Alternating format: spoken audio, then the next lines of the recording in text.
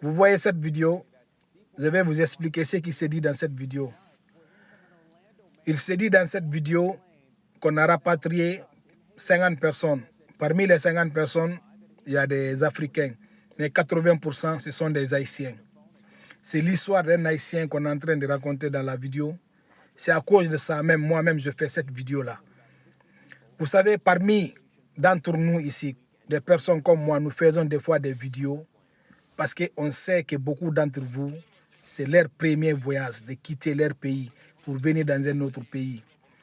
Beaucoup d'entre vous sont venus dans ce pays sans savoir les réalités de ce pays. On fait ces vidéos, c'est juste pour vous aider à avoir des documents comme nous on a fait pour avoir ces documents ici. Ou bien, on vous prévient de ne pas faire des erreurs comme d'autres ont fait pour ne pas avoir des documents ici. L'histoire de gars là, il est là, ça fait longtemps. Il est rentré ici comme beaucoup d'entre nous.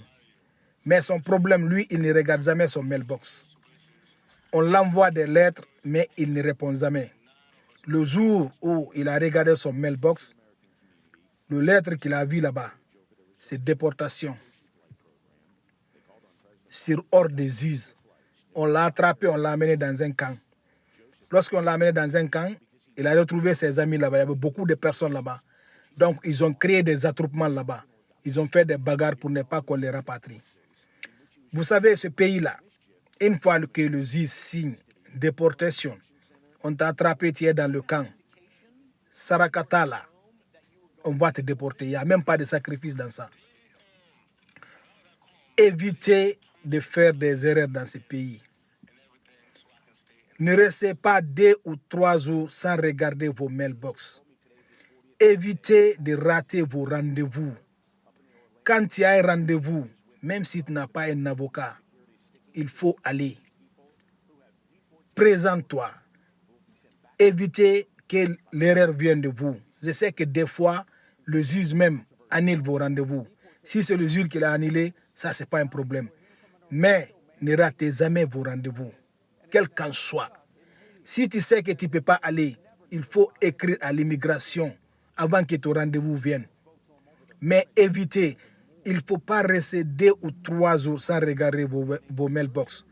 Mes frères, en Amérique ici, tant que tu n'as pas eu ton passeport, tu n'as pas fini avec l'immigration. Le passeport là, si tu as la 100, c'est moins de 10 ans.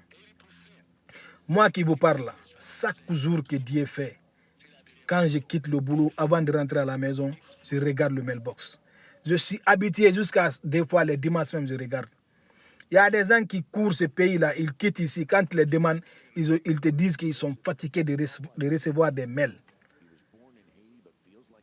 Évitez ça.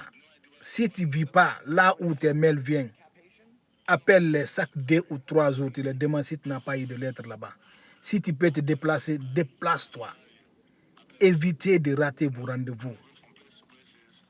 C'est vraiment important. Quand un juge te donne un rendez-vous, respecte. Ici, les rendez-vous, même les hôpitaux ici, si tu viens en retard, plus de 20 minutes, on va annuler ton rendez-vous. En Amérique ici, il faut être ponctuel.